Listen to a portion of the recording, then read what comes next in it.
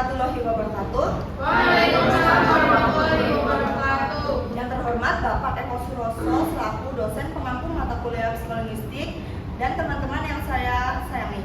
Di sini saya Audrey Olga Zakia Nathaniela dengan NIM 45 akan mempresentasikan hasil rangkuman buku pengantar psikolinguistik bab 1 sampai 10 dari penulis yang bernama Miyatin Rahmawati dan kawan-kawannya, diterbitkan pada tahun 2021. Kota terbit Yogyakarta, jumlah bab 13 bab dan dengan ketebalan buku 164 halaman. Bab 1, hakikat pembelajaran bahasa. Pada bagian A ada definisi bahasa. Bahasa adalah satu sistem lambang bahasa yang memberikan pemahaman baik itu kata, frase, klausa, kalimat, dan wacana yang memiliki makna tertentu. Bagian B yaitu fungsi bahasa dan proses bahasa. Pada fungsi umum, proses berbahasa adalah memberikan komunikasi apa saja yang akan disampaikan. Artinya fungsi sebuah bahasa itu ada beberapa macam. Yang pertama, fungsi adalah bahasa yang bersifat intrapersonal, artinya sebuah penggunaan bahasa sebagai problem solving dan sebagai pengambilan keputusan saat berpikir, mengingat, dan lain sebagainya.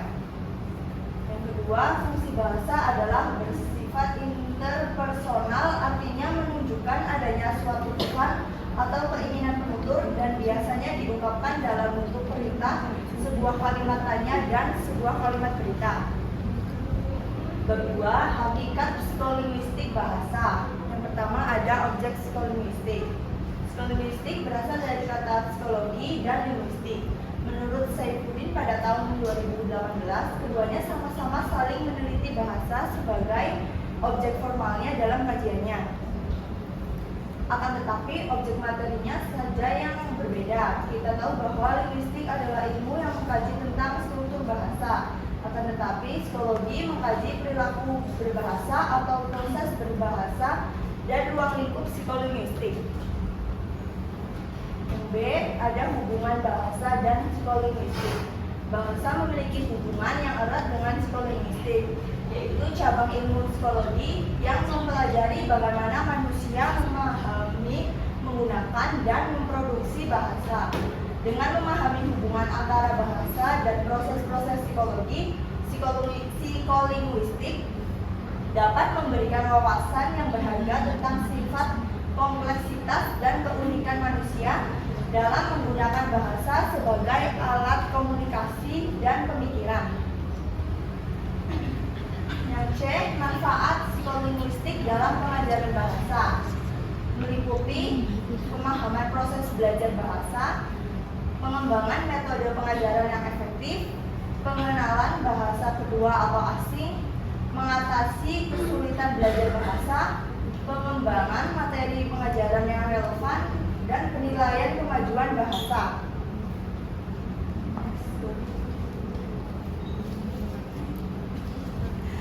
Selanjutnya ada esensi pengembangan psikolinguistik.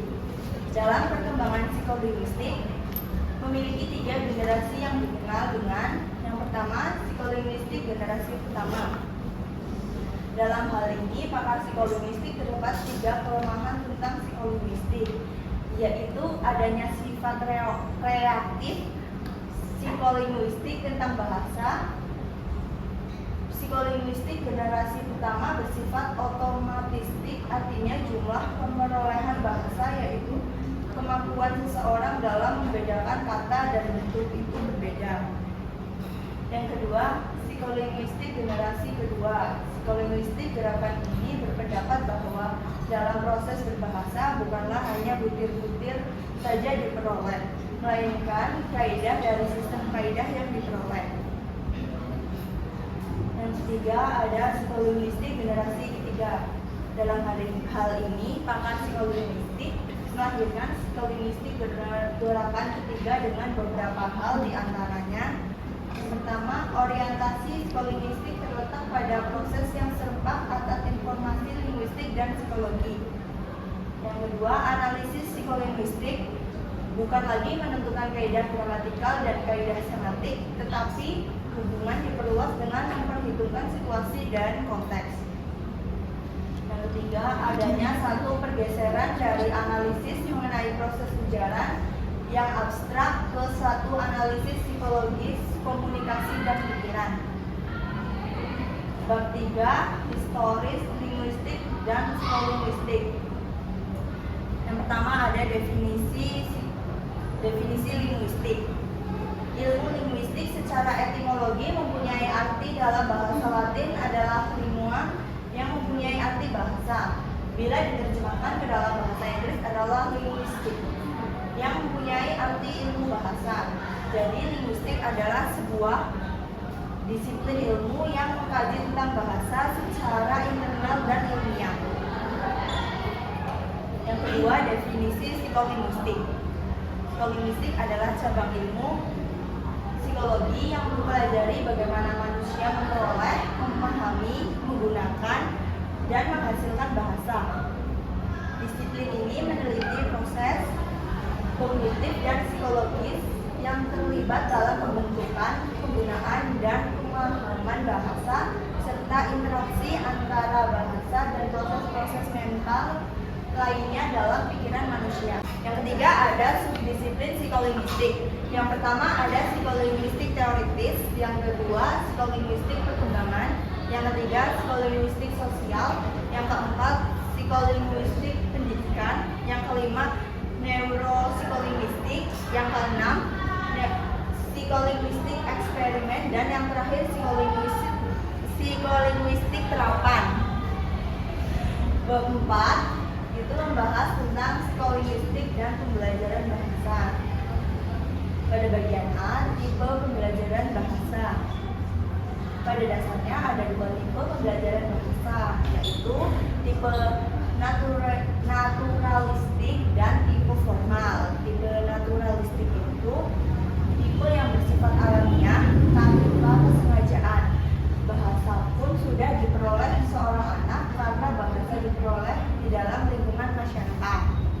Sedangkan tipe formal itu pemerolehan bahasanya berlangsung di dalam kelas dengan adanya guru, materi, dan alat-alat bantu belajar yang sudah dipersiapkan. Pada bagian B yaitu tentang hipotesisi pembelajaran bahasa, terdiri dari hipotesa kesamaan antara bahasa pertama dan bahasa kedua. Yang kedua hipotesa kontrastif, yang ketiga hipotesa bahasa antara, dan yang keempat hipotesa bijinisasi. Pada bagian C ada faktor yang mempengaruhi pembelajaran bahasa kedua. Dalam proses pembelajaran sebuah bahasa dengan sebuah hipotesa bahasa yang telah dibahas di atas, terdapat berbagai faktor atau variabel dan kendala dalam menentukan hasil dalam proses pembelajaran bahasa. Di antaranya adalah hasil motivasi, faktor motivasi, faktor usia, faktor penyajian formal, faktor bahasa pertama, dan faktor lingkungan. Bagian D, sejarah pembelajaran bahasa dan psikolinguistik. Sejarah pembelajaran bahasa dimulai sejak zaman kuno dengan metode pembelajaran lisan dan praktek langsung. Namun, pembelajaran bahasa secara sistematis mulai berkembang pada abad ke-19 dengan munculnya pendekatan strukturalisme dan tata bahasa tradisional. Kedua bidang ini terus berkembang seiring dengan penelitian dan penemuan baru dalam pemahaman tentang bahasa dan proses kognitif manusia. Saat ini pembelajaran bahasa dan psikolinguistik memiliki peran yang penting dalam pendidikan, linguistik terapan, pengajaran bahasa, dan pemahaman tentang kompleksitas manusia dalam menggunakan bahasa. Bab 5 ada teori pengajaran psikolinguistik.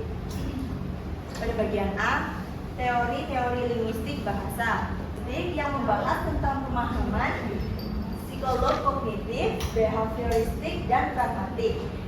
Dia mengungkapkan bahwa sebuah ilmu linguistik itu mengkaji tentang language, yaitu otak, bukan parole atau bahasa yang konkret, atau language bahasa tertentu, karena parole itu bersifat individual sedangkan language bersifat sosial. Teori yang kedua disebutkan oleh Leonard Bloomfield yang pada sejarahnya menganut psikolog behavioristik. Menurutnya, bahasa adalah sekumpulan data yang mungkin muncul dalam suatu masyarakat dan merupakan suatu ujaran dari potongan-potongan perilaku yang disusun secara teratur. Dan Bloom mempunyai istilah dalam linguistik yaitu fonem, morfem, frase, kata, dan kalimat. Pada bagian B yaitu teori pengajaran psikolinguistik. Terdapat beberapa teori dalam psikolinguistik yang relevan dalam konteks pengajaran bahasa. Berikut adalah beberapa teori tersebut. Yang pertama, teori pemrosesan informasi. Yang kedua, teori tata bahasa universal. Yang ketiga, teori pemrosesan bottom up dan top down. Yang keempat, teori konstruksi dan pengolahan analogi. Yang kelima, teori pemahaman bahasa berbasis akses ke memori. Bab 6, bahasa dan pemerolehannya. Bagian A, pemerolehan bahasa manusia. Pada dasarnya, pemerolehan bahasa atau language acquisition adalah proses penguasaan suatu bahasa yang dilakukan oleh seseorang secara natural pada waktu dia belajar bahasa ibunya atau native language. Dan hal ini berbeda dengan pembelajaran atau learning, yaitu proses yang dilakukan dalam tataran yang formal, artinya belajar di kelas diajar oleh seorang guru. Pada bagian B, pemerolehan bahasa behavioristik. Dalam pemerolehan bahasa behavior dipengaruhi oleh lingkungan. Dalam pandangan ini, anak akan bisa menguasai bahasa yang ada di dalam lingkungannya. Yang bagian C, pemerolehan bahasa kognitivistik. Piaget menegaskan bahwa kompleksitas suatu bahasa bukanlah suatu yang diberikan oleh alam, akan tetapi struktur bahasa timbul karena adanya interaksi yang terus-menerus antara fungsi kognitif dan juga lingkungan kebahasaan. Bab 7, teori pemerolehan bahasa manusia. Pada bagian A ada makna bahasa manusia.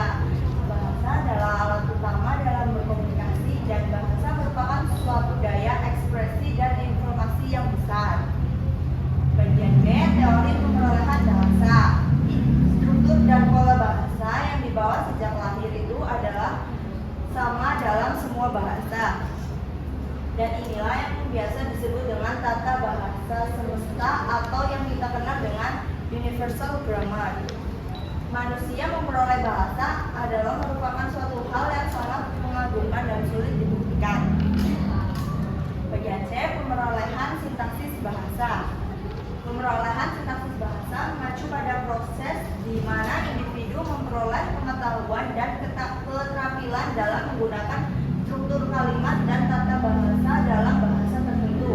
Ini melibatkan pemahaman dan penerapan aturan sintaksis seperti struktur kalimat, urutan kata, dan hubungan gramatikal antara kata-kata. Yang D, pemerolehan semantik bahasa. Pemerolehan semantik bahasa adalah proses di mana individu memperoleh pengetahuan tentang makna kata, frasa, kalimat, dan konsep dalam bahasa tertentu. Ini melibatkan pemahaman tentang makna kata dan struktur makna yang lebih kompleks, serta kemampuan untuk menghubungkan kata-kata dengan konsep yang relevan dan konteks komunikasi. Pada bagian E, pemerolehan fonologi bahasa. Pemerolehan fonologi bahasa adalah proses di mana individu memperoleh pengetahuan dan keterampilan dalam pengenalan, produksi, dan pemahaman bunyi-bunyi dalam bahasa bahasa tertentu. Ini melibatkan pemahaman tentang sistem bunyi bahasa, termasuk konsonan, vokal, dan aturan-aturan fonologis yang mengatur bagaimana bunyi-bunyi tersebut digunakan dalam bahasa tersebut.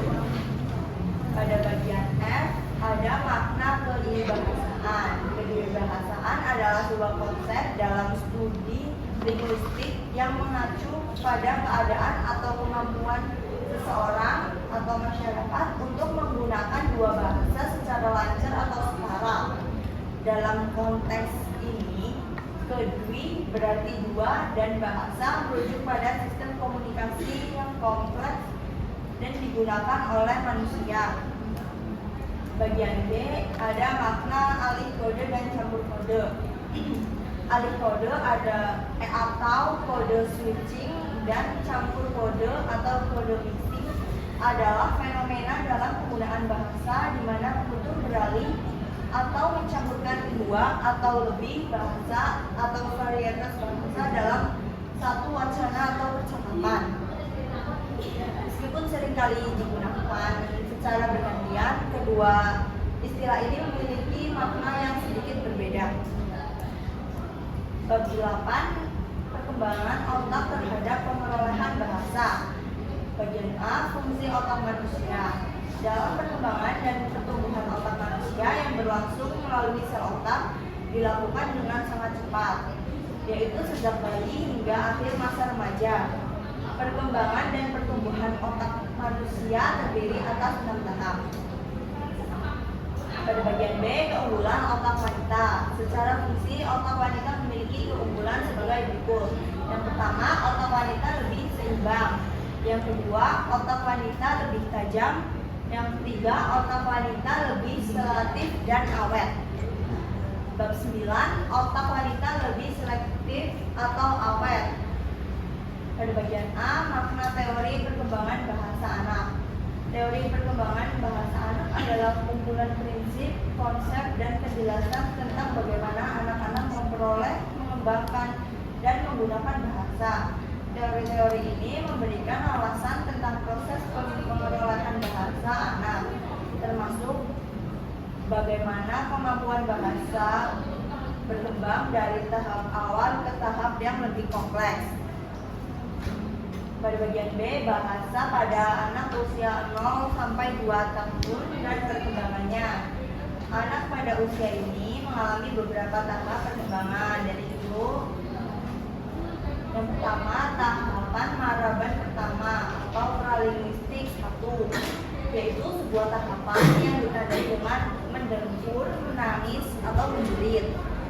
Yang kedua, tahap maraban kedua, yaitu sebuah tahapan ditandai dengan letupan pola suku kata.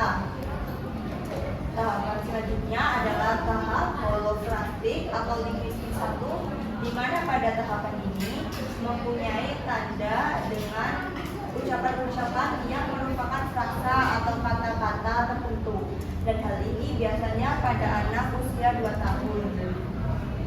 Bagian C, bahasa pada anak usia 3-5 tahun dan perkembangannya. Pada tingkat pemerolehan bahasa, seseorang anak yang berusia 2-3 tahun itu berada pada tingkat tata bahasa menjelang dewasa, yaitu pada masa-masa tersebut anak telah mampu menggunakan kata-kata yang sulit, bahkan kata-kata yang bisa dibilang asing. Tetap pada segi pemaknaan sebuah kata, yaitu segi semantik anak tersebut, seorang anak terkadang ada yang belum mampu memaknai kata dengan sempurna dan masih banyak makna, dan biasanya dari kata yang diucapkannya berbeda dari makna yang sebenarnya. Bab 10, makna berbahasa, berpikir, dan berbudaya. Bagian A, makna berbahasa. Bahasa merupakan satu kesatuan yang tidak bisa dipisahkan dari kehidupan manusia yang bersosialisasi. Berbahasa merupakan kegiatan yang berkomunikasi dimulai dengan membuat enkode semantik dan enkode gramatikal. B, makna berpikir dan berbudaya. Sapir-Whorf mengemukakan bahwa hubungan bahasa dan pemikiran adalah dua hal yang berdiri dan berkembang sendiri-sendiri dan tidak saling mempengaruhi, akan tetapi pada pertumbuhan selanjutnya keduanya saling mempengaruhi, yaitu bahasa mempengaruhi pikiran dan pikiran mempengaruhi bahasa. Sedangkan Noam Chomsky mengemukakan bahwa hubungan bahasa dan pikiran adalah hal yang saling berkesinambungan. Artinya pengkajian bahasa membukakan perspektif yang baik dalam pengkajian proses mental manusia, dan proses mental sangat erat hubungannya dengan pemikiran. Bagian C, memori dalam berbahasa. Pada hakikatnya, memori adalah bagian dari suatu yang dimiliki manusia yang menggabungkan dengan kerja pikiran. Yang pertama, memori pengalaman merupakan sebuah memori yang berkaitan dengan hal-hal di masa lalu. Apabila makin bermakna dan berkesan masa lalu itu, maka akan semakin teringat. Yang kedua, memori konseptual merupakan memori yang biasa dipakai untuk membangun konsep berdasarkan fakta yang masuk. Dan yang ketiga, memori kata adalah sebuah memori kata yang mengingatkan akan wujud bunyi. Nah, sekian presentasi dari saya. Jika ada yang ingin bertanya, silakan. Saya hanya membuka 3 pertanyaan. Terima kasih. Ya, Mbak Dila, silakan. Baik, perkenalkan nama saya Abdillah Lailatul Husna dengan NIK akhir 36. Izin bertanya, bisakah Anda jelaskan dan berikan contoh apa maksud dari otak wanita lebih sensitif dan awet? Terima kasih. Baik, terima kasih Mbak Dila. Udah apa selanjutnya Mbak Dita. Perkenalkan, nama saya Salsa Pramila Azahra dengan yang akhir 59. Izin bertanya. Tadi pada bagian hipotesis pembelajaran bahasa, bisakah lebih jelaskan mengenai hipotesa kontrastif dan hipotesa pijinisasi? Apakah maksudnya? Terima kasih. Terima kasih. Selanjutnya Mas Asadi. Oke, baik. Saya Asadi Mungkinan Aida dengan 550 atau 50 izin bertanya kepada audiens dan presenter. Seperti pertanyaannya si saudari Dita, tapi lebih merujuk ke hipotesa pijinisasi. Itu apa kelemahan dari hipotesa pijinisasi ini dalam proses pembelajaran bahasa? Dari Mas. Baik, terima kasih. Beri waktu saya untuk menjawab ya teman-teman. Baik, saya akan menjawab pertanyaan dari Mas Asadi yang bertanya tentang apa kelemahan dari hipotesa pijinisasi dalam hipotesis pembelajaran bahasa. Jawabannya yaitu ada keterbatasan pada orang dewasa, yang mana orang dewasa sudah lewat masa kritisnya atau lebih sulit belajar bahasa lain atau mengganti bahasa yang sudah dikuasainya dengan bahasa baru. Dan keterbatasan pada kesempatan, yang dimana individu selalu berada dalam lingkungan yang memungkinkan penguasaan bahasa baru, namun kesempatan untuk berinteraksi dengan penutur asli bahasa atau bahasa target mungkin terbatas bagi beberapa orang. Begitu Mas Asadi, apakah bisa diterima? Bisa diterima. Terima kasih atas jawabannya. Baik, sama-sama. Selanjutnya pertanyaan dari Mbak Dita.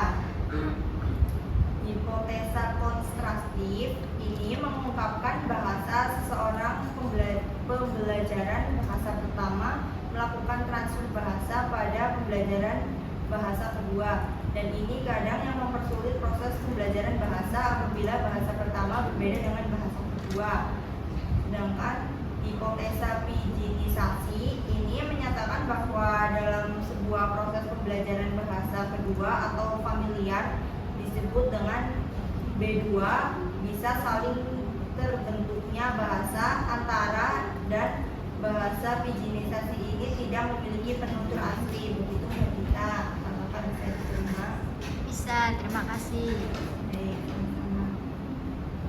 Saya akan menjawab pertanyaan dari Mbak Abdila. Mengapa otak wanita lebih selektif dan awet?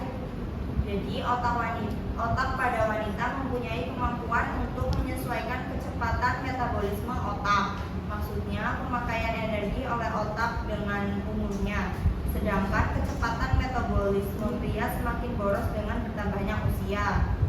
Contohnya, seorang pria pada saat marah mereka lebih suka berkelahi daripada bertengkar. Sedangkan wanita lebih siap bertengkar dengan kata-kata. Begitu Mbak Dila, apakah bisa diterima? Mbak Dila? Bisa diterima. Baik, terima kasih. Sekian presentasi dari saya. Wassalamualaikum warahmatullahi wabarakatuh. Waalaikumsalam warahmatullahi wabarakatuh.